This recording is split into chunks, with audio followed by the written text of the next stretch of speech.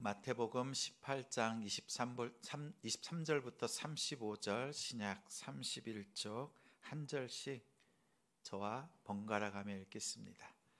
그러므로 천국은 그 종들과 결산하려 하던 어떤 임금과 같으니 결산할 때에 10,000달란트 빚진 자 하나를 데려오매 갚을 것이 없는지라 주인이 명하여 그 몸과 아내와 자식들과 모든 소유를 다 팔아 갚게 하라 하니 그 종이 엎드려 절하며 이르되 내게 참으소서 다 갚으리이다 하거늘 그 종의 주인이 불쌍히 여겨 놓아 보내며 그 빚을 탕감하여 주었더니 그 종이 나가서 자기에게 100데나리오 빚진 동료 한 사람을 만나 붙들어 목을 잡고 이르되 빚을 갚으라 하매 그 동료가 엎드려 간구하여 이르되 나에게 참아 주소서 갚으리이다 하되 허락하지 아니하고 이에 가서 그가 빚을 갚도록 옥에 가두거늘 그 동료들이 그것을 보고 몹시 딱하게 여겨 주인에게 가서 그 일을 다 알리니 이에 주인이 그를 불러다가 말하되 악한 종아 내가 빌기에 내가 내 빚을 전부 탕감하여 주었거늘 내가 너를 불쌍히 여김과 같이 너도 내 동료를 불쌍히 여김이 마땅하지 아니하냐 하고 주인이 노하여 그 빚을 다 갚도록 그를 같이 옥졸들에게 있습니다. 넘기니라. 너희가 각각 마음으로부터 형제를 용서하지 아니하면 나의 하늘 아버지께서도 너희에게 이와 같이 하시리라. 아멘. 받은 은혜를 믿으라. 받은 은혜를 믿으라 라는 제목으로 말씀 전하겠습니다. 가까이 있는 이웃들이 있지요. 자주 이웃들을 만나고 차를 마시고 또 이런저런 이야기를 나누고 때로는 술잔을 기울이면서 속마음 또 아픈 속사정들을 나눕니다. 그런 이웃들이 있으면 어때요? 좋은 이웃들, 좋은 관계라고 말할 수 있겠지요.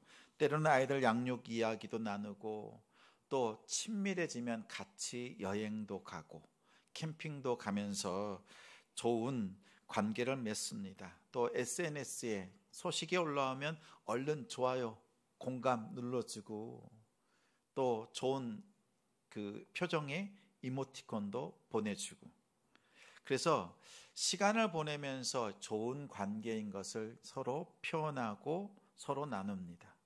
그럼 정말 여러분 그러한 인간관계를 맺고 있는 이웃들이 있다면 그 관계가 얼마나 깊고 좋은 관계인지를 여러분은 판단할 수 있겠어요?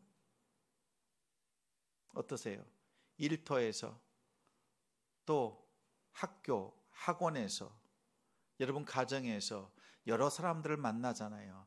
그 사람들마다의 그 관계의 정도를 여러분은 어떻게 파악하고 있어요? 제가 아는 분이 저에게 이렇게 물었어요. 목사님이시죠? 네. 목사님도 많은 사람들을 알고 계시죠? 그렇지요. 근데 목사님이 여러 사람들을 알고 있는데 그 사람들과 관계가 얼마나 진실한지 그것을 목사님은 어떻게 알고 계세요? 물어보면서 저한테 알려주는 겁니다. 이렇게 보면 그 사람들과 목사님의 관계가 얼마나 깊은지 얕은지를 알 수 있습니다. 제가 하라는 대로 좀 해보세요. 이렇게 하는 거예요. 그리고 저한테 알려주는 겁니다. 꿀팁이라고. 자, 생각해 보세요. 그 사람이 내 앞에 있다 생각을 하고 그분에게 부탁을 하는 겁니다. 내가 요즘 상황이 이러이러해서 돈이 좀 필요한데 급히 필요해. 돈을 좀 빌려줬으면 좋겠는데 내가 언제 갚았을지 모르겠어. 아니 지금 내 상황이 갚을 수 있는 상황이 아닌데 혹시 나에게 좀 돈 좀 빌려줄 수 있겠어요? 이렇게 물어보는 것을 그 사람을 생각하면서 상상해 보라는 거예요. 생각으로 물어보라는 겁니다. 한번 여러분 머리로 한번 생각해 보세요. 떠오른 사람한테 생각해 보면서 물어보는 거예요. 돈을 그냥 달라는 거예요. 빌려달라는 것도 아니에요. 그랬을 때 내가 그 대상을 향해서 이렇게 말하면 그 사람은 나에게 얼마쯤 빌려줄 것 같으냐? 여러분 생각이 되시죠? 또 반대로 그 사람이 여러분에게 그렇게 질문을 한다면 여러분은 그 사람에게 얼마를 빌려줄 수 있을 것 같습니까? 여러분 마음속에 답이 되시죠?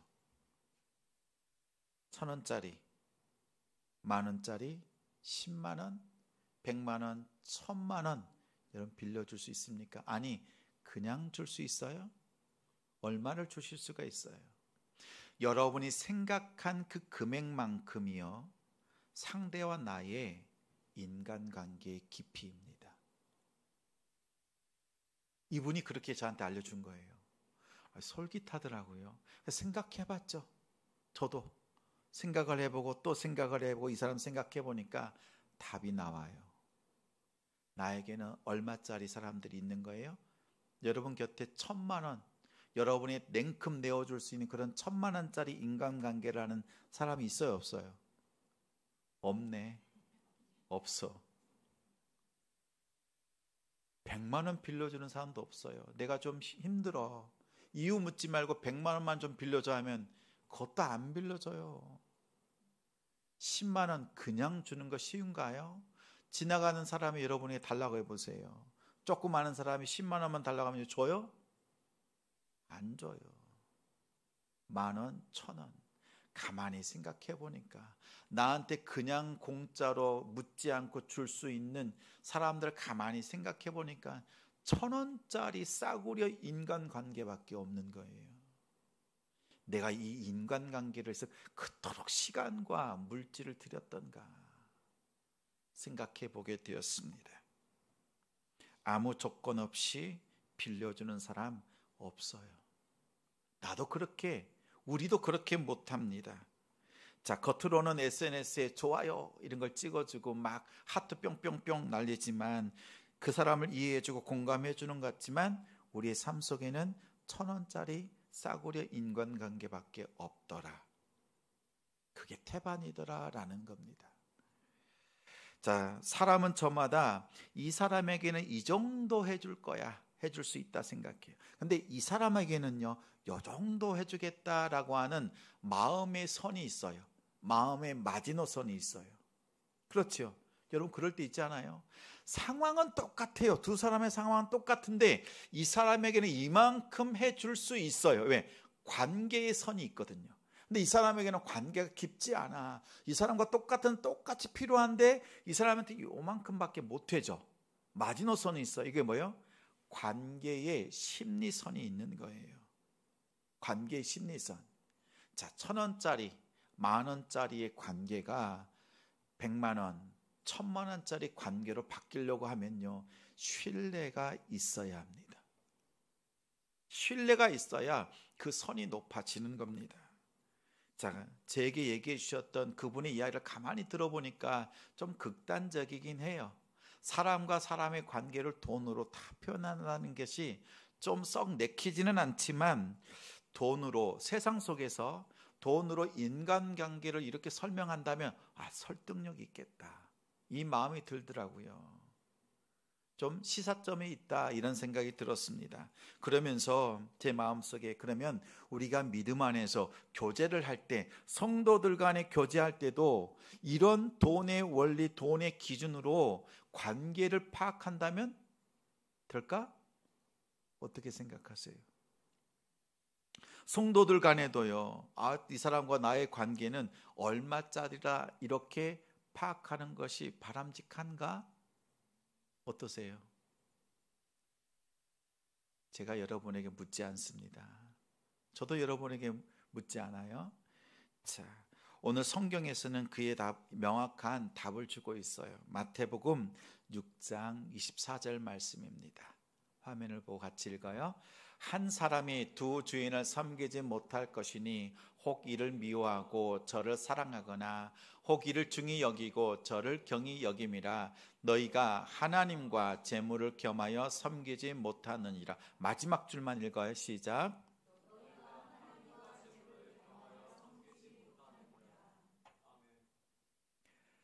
재물과 하나님이 있는데 하나님을 우선으로 삼아야 된다, 이런 말이 아닙니다. 겸하여 섬기지 못한다는 건 뭐예요?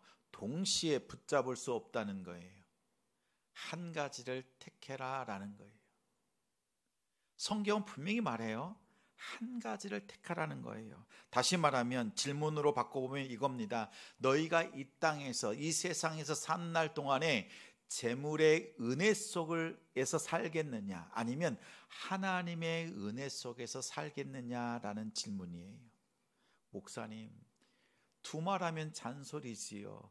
우리가 하나님의 은혜를 선택합니다 라고 말해요. 맞아요. 근데 문제는 뭐예요? 우리가 하나님의 은혜를 선택하고 하나님의 은혜에 감사하고 하나님의 은혜를 노래하면서도 정작 재물의 은혜를 쫓아가고 재물의 은혜 아래서 살려고 하는 것이 우리의 모습이에요. 잘 안 된다는 거예요. 하나님의 은혜를 알면서도 재물의 은혜 속에서 거하고 있는 우리의 얄팍한 신앙이 문제인 거지요. 이러한 문제를 해결할 수 있도록 예수님께서 오늘 비유의 말씀으로 주시는 겁니다. 오늘 비유의 말씀에 앞서서 예수님께서 이 비유를 주는 앞선 이야기가 있어요. 베드로가요, 예수님께 말합니다. 다른 사람들은 3번 용서하지만 저는 7번 용서하겠습니다. 그러자 예수님께서 그래, 잘했다. 그러면 7번을 너는 70번, 총 몇 번이요? 490번을 용서해라 라고 말씀하시고 난 뒤에 오늘 우리가 읽은 이 비유의 말씀을 주신 겁니다. 다시 말하면 오늘 비유는 용서를 배경으로 하고 있습니다. 내용을 보니까 이거지요. 한 사람이 1만 달란트를 빚졌습니다. 한 달란트예요. 1만 달란트가 아니라 한 달란트는 6,000데나리온입니다. 1데나리온이 하루 일당이에요. 하루 품삯입니다. 근데 한 달란트가 6,000데나리온 나눠보니까 365일로 나눠보니까 무려 17년 동안 한 푼도 쓰지 않고 벌은 돈이 한 달란트예요. 금 한 달란트. 한 달란트.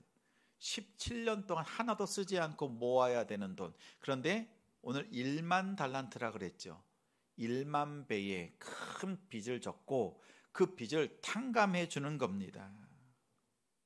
갚을 능력이 없어요. 이 사람의 사정을 들어보니까 정말 아무것도 갚을 능력이 없어서 전부 탕감해 줬습니다.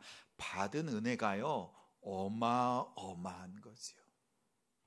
그 은혜를 받고 돌아가던 길에 자기에게 빚진 한 사람 300데나리온, 얼마 정도 돼요? 100데나리온. 보니까 한 3개월치 4개월치 정도 되는 월급 정도예요. 그죠? 그 정도, 뭐 1,000만 원 좀 될까 말까 한 정도의 금액인 거지요. 그런 빚진 동료를 만났습니다. 갚지 않으니까 어떻게 해요? 멱살을 잡고 갚으라고 독촉합니다. 그러면서 갚겠다고 하는데 옥에다가 가두은 거죠. 넘겨줬습니다. 왕이 그 소식을 듣고 그 사람을 불러서 용서를 취소하고 다시 감옥에 가두었다라는 것이 예수님께서 들려주신 비유입니다. 먼저 우리 성도들에게 당부합니다. 성도들 간에는 금전거래 절대 하지 마십시오. 여기서 아멘 하셔야 되는데 하지 마세요. 자, 누군가가 정말 사정이 급박하다 해서 이렇게 빌려달라고 하면 이렇게 대답하십시오. 목사님께 허락받고 빌려드리겠습니다. 저한테 와서 신고하십시오. 꼭 알려주십시오. 또 그 사람, 그 성도의 상황을 너무나 잘 알아. 그랬을 때 빌려줘야 될 상황처럼 느껴져요. 그럴 땐 어떻게 해요? 저한테 허락받고 빌려주십시오. 저한테 오면 제가 알려드릴 거예요. 돈도 잃지 않고 사람도 성도도 잃지 않고 또 믿음도 잃지 않는 방법을 알려드릴 거예요. 그래야 여러분 문제가 생기질 않습니다. 저한테 꼭 물으셔야 돼요. 묻지 않고 주고 받으면 꼭 사단이 납니다. 그 틈이 생겨요. 아시겠죠? 자, 오늘 말씀을 보면 좀 충격적이에요. 좀 껄끄러워요. 좀 당황스럽기도 해요. 왜냐하면 용서를 받았는데 용서가 취소가 되고 다시 옥에 갇힌대요. 다시 말하면 우리도 하나님으로부터 용서받았잖아요. 근데 이 용서받은 이 안정감이 있는데 이 용서받은 이 용서가 취소가 되고 다시 지옥에 갈 수 있다라고 예수님께서 알려주시는 이 진리가 좀 부담이 되죠. 아니, 부담이 아니라 많이 불편합니다. 그동안 우리 진리의 말씀 들을 때 어떻게 들었어요? 한번 하나님께서 우리를 붙잡으시고 구원하셨으면 영원히 우리를 놓지 않으신다라고 하는 그 진리가 우리에게 그 평안함을 주었는데, 오늘 예수님이 하신 말씀은 반대의 이야기처럼 들립니다. 용서를 취소하고 다시 감옥에 가둔다면 나도 이 사람처럼 될 수 있겠네, 이 마음이 들죠. 우리가 이 마음을 갖기 전에 한 가지 점검해야 될 것이 있습니다. 예수님이 왜 용서가 취소가 되는 이 상황을 비유로 말씀하고 있는가 생각해 봐야 합니다. 왕이 용서를 취소한다는 것은 이런 뜻이 있어요. 왕이 용서해 줬던 그 목적이 이루어지지 않았으니까, 그 목적이 이루어지지 않았기 때문에 용서했던 것을 취소할 수밖에 없었다라는 겁니다. 예수님은 오늘 비유의 말씀을 통해서 우리에게 주시는 그 핵심은 용서의 목적이라는 겁니다. 용서의 목적이 33절 말씀에 나와 있어요. 같이 읽겠습니다. 내가 너를 불쌍히 여김과 같이 너도 내 동료를 불쌍히 여김이 마땅하지 아니하냐. 이 말씀을 그냥 읽으면 내가 너를 용서했으니 너도 다른 사람을 용서해라, 이 말처럼 들려요. 겉으로는 그렇게 보이죠. 근데 속뜻이 그것이 아니에요. 왕이 1만 달란트를 탕감해 준 그 받은 은혜를 믿으라라는 거예요. 내가 받은 그 은혜가 얼마나 큰지 그 은혜의 능력을 믿으라라는 거예요. 풀어서 얘기하면 이런 겁니다. 내가 너에게 그 큰 은혜를 베풀었다. 네가 받은 은혜가 얼마나 큰지 믿는다면 이제는 다른 은혜 찾지 말고, 다른 은혜 구하지 말고, 내가 받은 그 은혜를 가지고 채워지지 않는 그 다른 은혜 안에 들어가서 그 받은 은혜로 살아내라는 겁니다. 다른 사람이 너에게 갚아야 되는 것, 또 여러분이 용서를 받아야 될 그 부분들이 있어요. 내가 용서를 해줘야 되고 다른 사람이 나에게 갚아줘야 될 그 은혜의 부분이 있어요. 내 삶 속에 내게는 아픔으로 있고 고통으로 있어요. 그런데 말씀하는 거예요. 네가 받은 은혜가 얼마짜리인지 아니? 이 은혜를 끌고 가서 어떻게 해요? 내게 부족한 그 은혜의 자리, 다른 은혜의 자리를 내가 받은 은혜로 채우라는 거예요. 다시 말하면 다른 사람을 통해서 여러분 받은 상처, 아픔, 고통이 있다면 그것을 채우기 위해서 애쓰기보다 받은 은혜로 그것을 채우라고 하는 겁니다. 받은 은혜를 믿는다라는 것이 이 뜻입니다. 근데 이 사람은 어떻게 했어요? 왕께 받은 은혜는 그 은혜인 거고, 내가 다른 사람에게 받아야 되는 것, 내가 원하는 것, 내가 채워야 되는 그 은혜의 자리는 내가 꼭 받아야 되겠다라고 고집을 피우고 그렇게 행동을 했던 겁니다. 다시 말하면 왕께 받은 은혜는 내 삶 속에 크고 좋지만 다른 은혜가 없으면 못 삽니다라는 거죠. 다시 말하면 뭐예요? 왕이 준 은혜를, 완벽한 그 은혜를 믿지 않은 겁니다. 하나님이 주신 은혜가 완벽하다, 나의 삶을 다 채우고도 남고 풍성하고 만족합니다라는 그 고백이 있지만 정작 삶 속에서는요, 다른 은혜를 찾고 있는 거예요. 누굴 통해서? 남편을 통해서, 자식 새끼를 통해서, 내 부모를 통해서, 일터를 통해서 다른 은혜를 구하는 것은 뭐예요? 하나님의 은혜를 믿지 않는 거예요. 그것을 뭐라 그래요? 불신앙. 하나님의 은혜가 내 안에 크지만 그 은혜로는 다 되질 않습니다. 그래서 다른 은혜를 고집하고 있는 것, 하나님을 믿지 않는 거예요. 그래서 믿지 않으니까 용서가 철회되는 겁니다.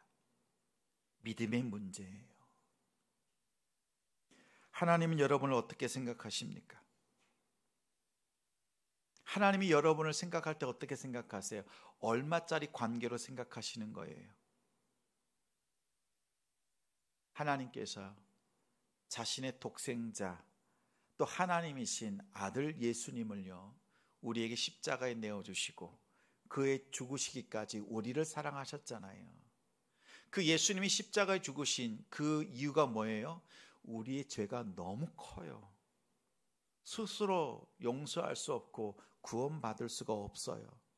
그러니까 그 큰 죄, 1만 달란트와 같은 그 큰 죄를 탕감할 수 있는 방법이 예수님밖에 없단 말이에요. 그래서 예수님을 보내주신 거예요. 그러니까 예수님은 나에게, 우리에게 있어서 1만 달란트인 거죠. 그보다 더 값비싼 분인 거예요. 그 은혜를 우리에게 부어주신 거예요. 다시 말하면 하나님은 우리와의 관계를 생각할 때 1만 달란트보다 더 귀한 존재로 우리를 생각하신다는 거예요. 근데 우리가 하나님 앞에 예배드리고 하나님께 나올 때 여러분은 얼마만큼의 가치를 가지고 하나님께 예배하고 있습니까? 헌금을 드리는 액수가 아니에요. 여러분의 중심에 하나님을 생각하는 하나님의 가치, 내가 받은 그 은혜의 가치가 얼마나 소중한지를 알고 예배하고 있느냐. 여러분 어떠세요? 우리의 입술로는 예수님을 주신 것 감사하고 노래하고 찬양하지만 정말 내가 그 가치만큼 내 중심으로 하나님을 예배하고 있는가 우리는 돌아봐야 합니다. 그리고 생각하십시오. 내가 받은 은혜만 있어도, 다른 은혜가 없어도 나는 살 수 있다. 이것을 확신하시기 바랍니다. 나에게 빌려준 사람, 내가 돈 받아야 될 사람이 있어. 내가 이 은혜도 입어야 되겠고, 내한테 상처 준 사람이 있어요. 근데 그 사람으로부터 나도 보상받아야 될 그 은혜도 내가 가지고 싶어. 이런 은혜가 부족한 부분들이 있어요. 그런데 내가 하나님께 받은 이 은혜를 생각해 보니까 이건 아무것도 아닌 거예요. 이것이 채워지지 않아도, 남편이 나 몰라줘도, 아내가 나 몰라줘도, 자식들이 나 몰라줘도 이 하나님의 은혜만 있으면 나는 만족합니다. 이 은혜를 정말 믿고 있느냐라는 거예요. 여러분 받은 은혜를 정말 믿고 있어요? 믿고 있습니까? 하나님께 받은 은혜가 너무 커서 다른 은혜는 필요치 않아. 없어도 돼. 이제는 제가 상관없습니다. 예전에는 그러한 세상의 다른 많은 사람들을 통해서, 자식을 통해서 얻고 싶었던 그 많은 은혜들이 있었지만 이제는 그것이 없어도 채워지지 않아도 나는 하나님께 받은 이 은혜, 하나님의 은혜만으로 살아도 족합니다. 넉넉합니다. 풍성합니다. 이 고백할 수 있는 우리 성도들 되기 바랍니다. 그러면 누가 놀라요? 왼수가 놀라요. 왼수. 나에게 크게 상처를 주고 나에게 갚지 않았던 그 왼수가 놀랍니다. 그 왼수가 누군지 아세요? 미가서 7장 6절 말씀입니다. 화면을 보고 같이 읽어요. 시작. 아들이 아버지를 멸시하며 딸이 어머니를 대적하며 며느리가 시어머니를 대적하리니 사람의 원수가 곧 자기의 집안 식구이리로다. 그렇죠? 예수님께서 미가 선지자가 했던 이 말씀을 마태복음 10장 36절에 인용하세요. 사람의 원수는 자기 집안 식구다라고 해요. 왜 자기 집안 식구입니까? 여러분 가만히 생각해 보세요. 여러분을 가장 힘들게 하는 사람들이 누구예요? 가족. 또 같이 일하는, 일터에서 일하는 가장 가까이에서 가장 오랫동안 많이 지내는 사람들, 정말 식구같이 지내는 사람들이에요. 심지어 교회 안에 있으면서도 서로 상처를 주기도 하지요. 식구예요. 가장 가까이 있는 사람들이 왼수가 됩니다. 근데 왜 왼수가 되는 거예요? 내가 마음에 정한 심리의 선 있잖아요. 관계의 심리의 선, 기대치가 있어요. 기대치까지 충족하면 다행인데 그 기대치에 충족 안 되면 어떻게 해요? 상대를 바꾸려고 부단히 뜯어 고치려고 애씁니다. 내 마음에 들 때까지. 그렇죠? 그래서 힘든 거예요. 또 상대도 나를 바꾸려고 그렇게 애쓰는 거예요. 좀 그거 하지 말라는 거예요. 내가 남편이 해주지 못하는 것, 자식이 해주지 못하는 것, 내 기대에 맞지 못해주는 것 때문에 심지어 교회 나오지 않는다고 그렇게 째려보지 마세요. 교회 올 때 두세요. 여러분의 마음에 기대하는 그 선요, 그냥 두시고 잠깐 놔두세요. 근데 우리가 해야 될 건 뭐냐면요, 그 기대를 그 사람을 통해서, 그 상황을 통해서 일터와 사업장을 통해서 내가 충족시키려고 하는 다른 은혜를 채우려고 하는 것 포기하시고 내려놓으시고, 내가 하나님께 받은 은혜가 뭔가 이것을 묵상하고 그 묵상한 그 은혜 속에 충만히 거하는 거예요. 남편 원망하지 마세요.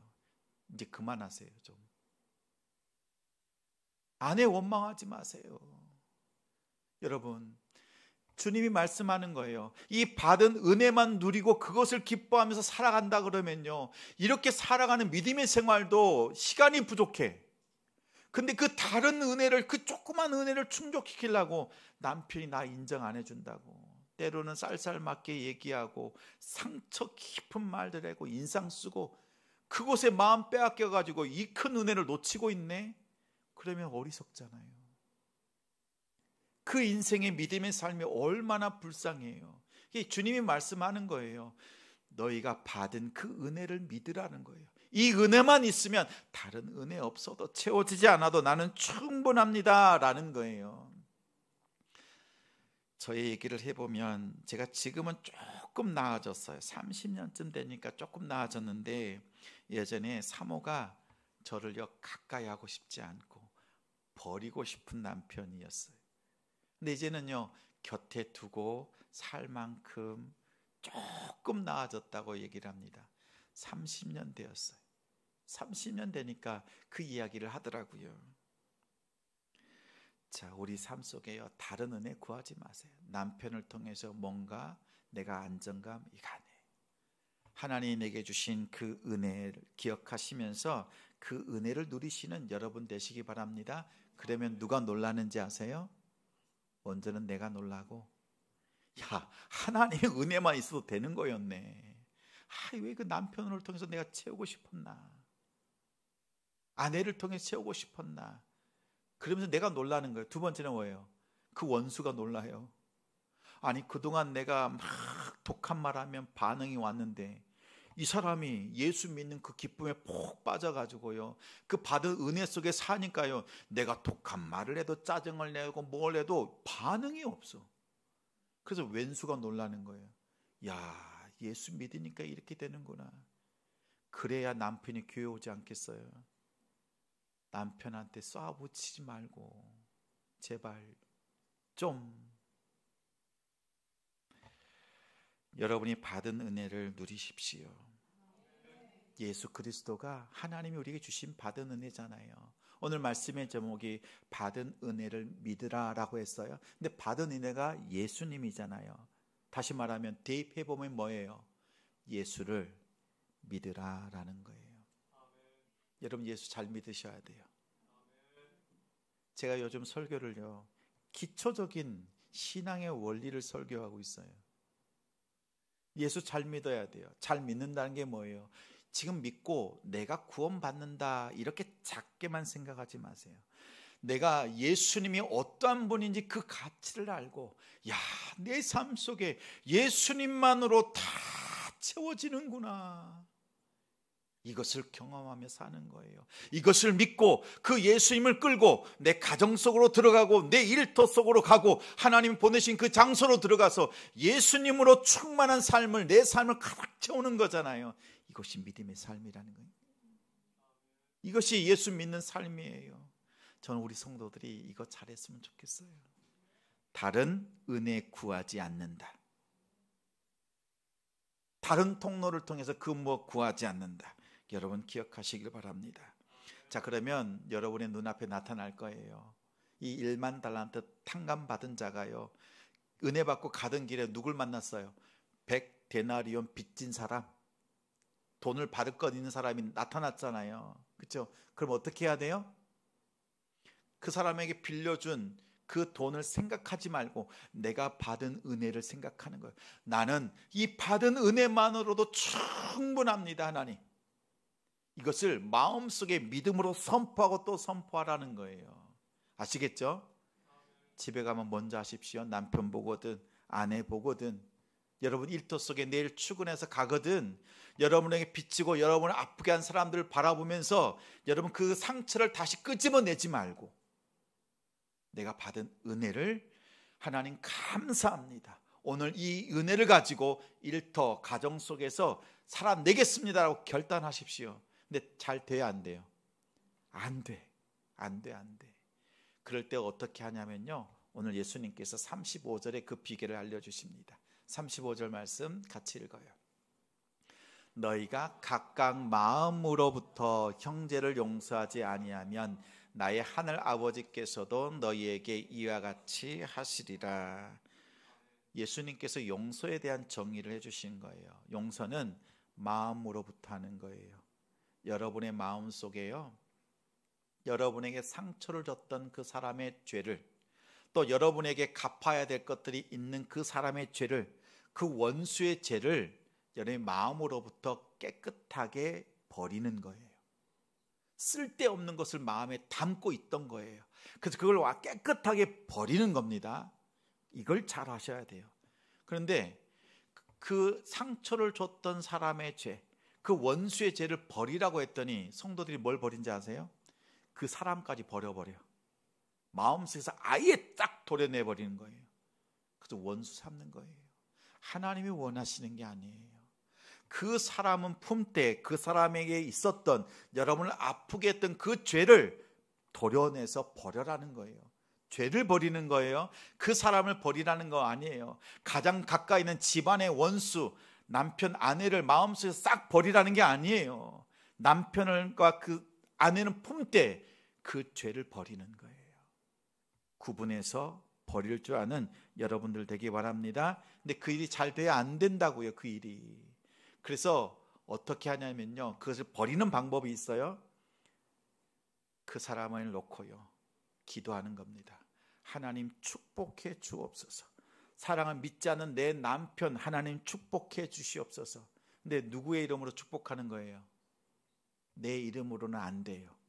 내 성질 머리로는 이 사람 축복하고 싶지 않아. 내 마음 따라주지 않으니까 내 이름으로는 축복할 수가 없어. 어떻게 해요? 하나님의 이름으로, 우리의 주님의 이름으로 남편을 축복하고 아내를 축복하고 일터에서 말썽 피우는 선배, 후배, 동료들을 축복하는 거예요. 내 힘으로는 안 되지만, 내 이름으로는 안 되지만 주님의 이름으로 축복합니다. 예수님의 이름으로 축복합니다. 죽을 만큼 축복해 보십시오. 여러분 바뀌어요. 내 힘으로는 안 되지만 주님의 이름으로는 가능합니다. 우리가 받은 그 이름, 우리가 받은 그 은혜로 축복할 때 바뀌어요. 이번 한 주간 여러분 그동안 원망하고 싫어하고 여러분의 상처 줬던 사람 있잖아요. 찾아가지 않아도 돼요. 여러분이 일주일 동안요, 그 사람을 위해서 기도하되 죽을 만큼 축복하면서 기도해 보십시오. 여러분의 안에 있는 그 쓴뿌리가 어느새 사라져 있다는 것을 여러분 놀랍게 느낄 거예요. 그 다음 여러분의 그 변화된 그 마음을 통해서 마음으로부터 용서했던 그 마음이 이제는요, 하나님이 어떻게 일하시는가 여러분 경험하게 될 거예요. 여러분의 마음속에 있는 그 한 사람이요, 축복해 보십시오. 주님의 이름으로. 용서하라는 거 아니에요. 축복해 보십시오. 그러면 이미 용서가 되었다는 것을 여러분은 경험하게 될 겁니다. 이것이 받은 은혜를 믿는 거고, 받은 은혜의 그 믿음의 삶을 살아내는 것입니다. 만약 이렇게 살지 않는다면 하나님의 은혜를 믿지 않는 거예요. 불신앙입니다. 하나님의 은혜를 온전히 믿고 여러분의 가정 속에서, 일터 속에서 그 은혜를 노래하며 감사하며 다음 주 예배 드릴 때 오늘과 다른 더 밝은 모습으로 하나님 앞에 예배하는 우리 성도들 가정이 되시기를 주님의 이름으로 축원합니다.